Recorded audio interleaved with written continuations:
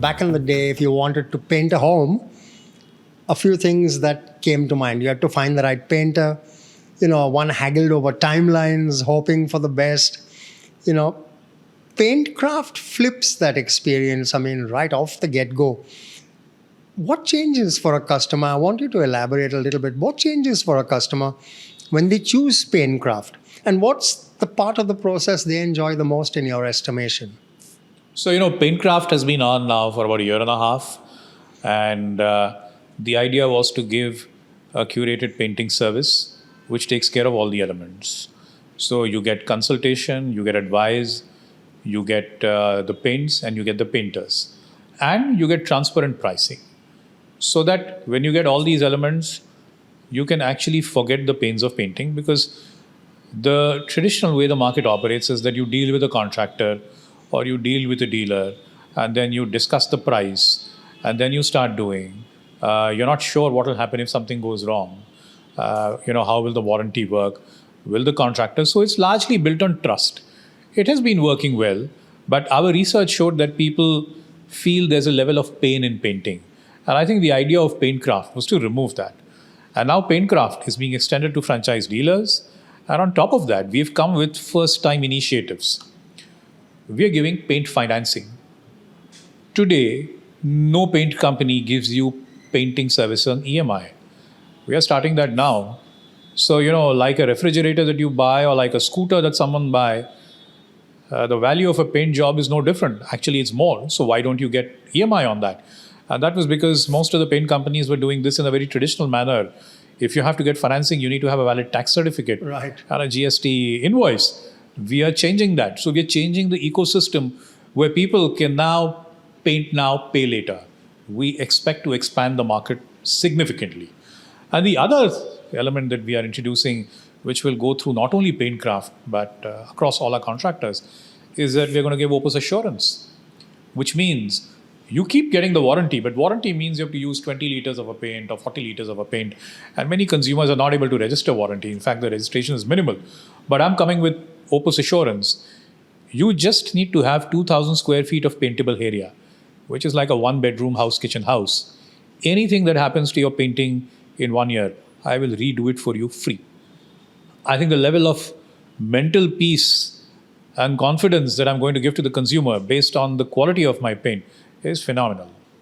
And I think that's the whole PaintCraft ecosystem is trying to bring about a revolution in the way Indians think about painting, and how can you really take the onus off their head and give them the peace of mind. Well said. Well said, well planned, well executed. The paint industry, Rakshit, comes with, should I call it, environmental baggage, whether it's chemical waste, water use, carbon footprint. How are you and the company making sure Birla Opus grows in a way that's, should I say, kinder to our planet? Any innovations that personally excited you? So, let me take it on the manufacturing side and then on the product side. On the manufacturing side, like you said, all our locations are zero liquid discharge. So we are not giving out anything to the ecosystem.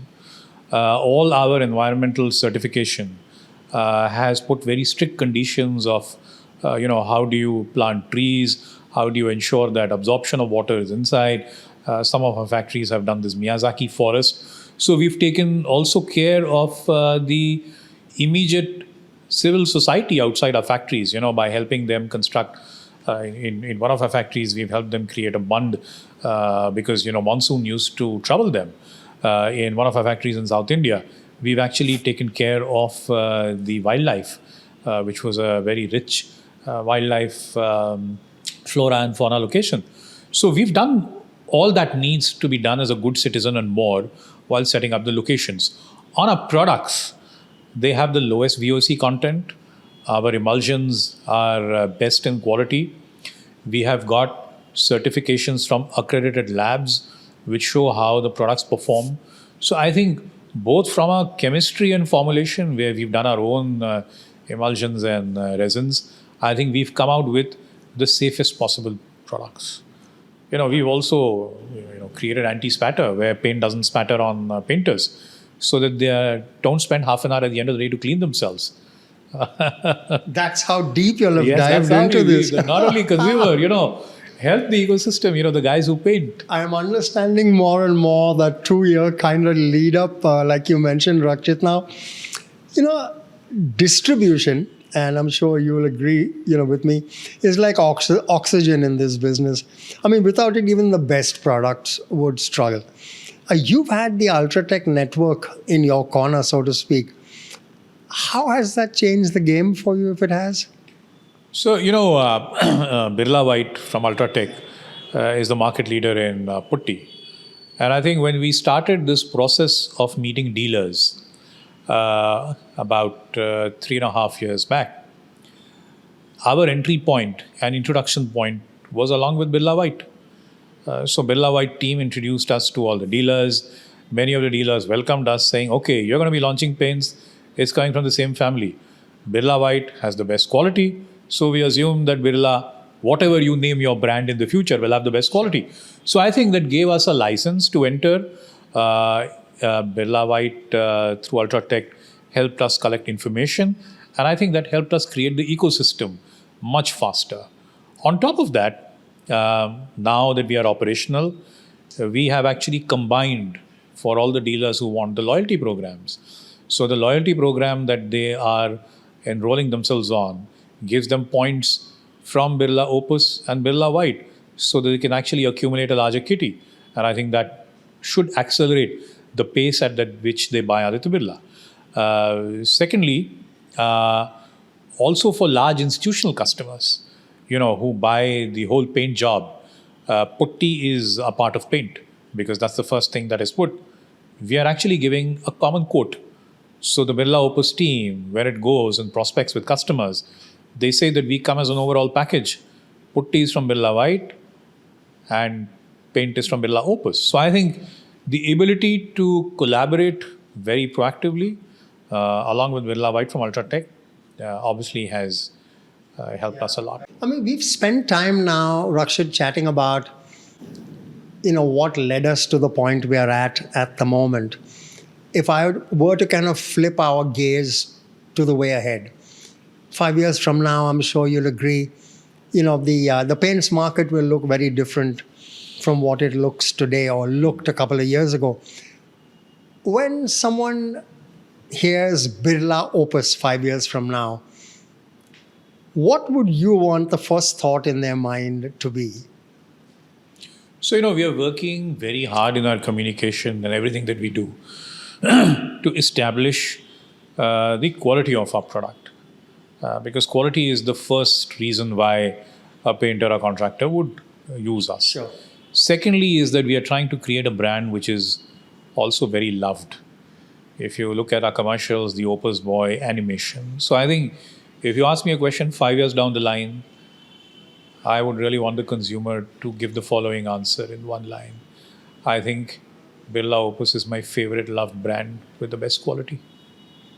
Well said. Oh. Now, you're the person behind the role, the person behind the brand. There's a leader that is you shaping it day by day. How would you describe the leadership style briefly? So I think the leadership style that we've tried to promulgate within the company is a style which is very participative and discussion oriented. But at the same time, like I said, it's a first among equals. But we encourage people to voice. We encourage people to share their thoughts. We encourage people to fail fast.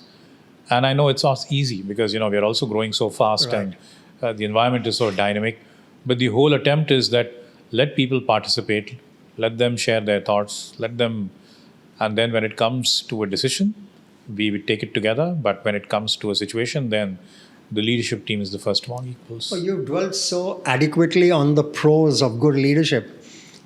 And a lot of us are looking at you, not just to imbibe qualities that you're propagating or that you have, but to avoid certain things that leaders tend to do. So in your estimation, what are habits or traits that leaders have sometimes that kind of hold teams back? We've made clear, and I think the leadership team in Paints believes, is that in this journey, you're not going to be winning always. There are small battles where you might also lose and you might be on the back foot. I think what's important is to present a picture of positivity, because even in adverse situations, there is always something to learn for a new company. And I think if you're able to convert into a positive message, it's actually a win for the team. Because if you take a few losses in the battle, and if you become negative, and if you say that the message going out is that, this was wrong, it's acknowledged, it's important to acknowledge your mistake. But how do you convert that mistake into a positive? So I think we want to keep giving this message of positivity. There will be small air pockets which will come, but how do you fly through them is more important. And I think that's absolutely critical for the leadership team in Opus. Rakshit, I started off with this question, and the more I listen to you, the more I want to go back in some way or the other to it. I mean, you're relatively new to the group, and yet leading one of its most, how do I call it, ambitious projects. What's been the most surprising or rewarding part of that journey so far? Okay. So, I largely worked in multinationals. I also worked in an Indian company. So when I joined Aditya Birla, obviously I heard a lot of good things about it.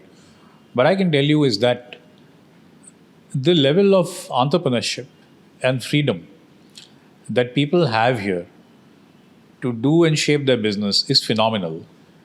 And I think it's probably unlike many other large groups, where people are held accountable, but they're given the freedom, and you can shape and decide how you want to do. Obviously, there are guardrails and there are good systems to make sure that you don't go off board. But I think within that, the level of freedom and entrepreneurship here is great. And I think that's why this group has been able to create so many pockets of excellence. Rakshit, like I said, it's been incredible chatting with you. And I know there's so much more that one can kind of learn from you.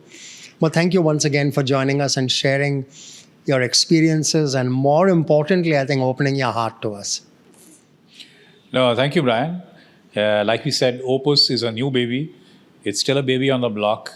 And as the baby grows, there are things that we are also learning and we are observing. But I think credit to the whole Birla Opus team and to the group for creating this ecosystem where people have the opportunity to make something amazing and show. Thank you. Need I say any more?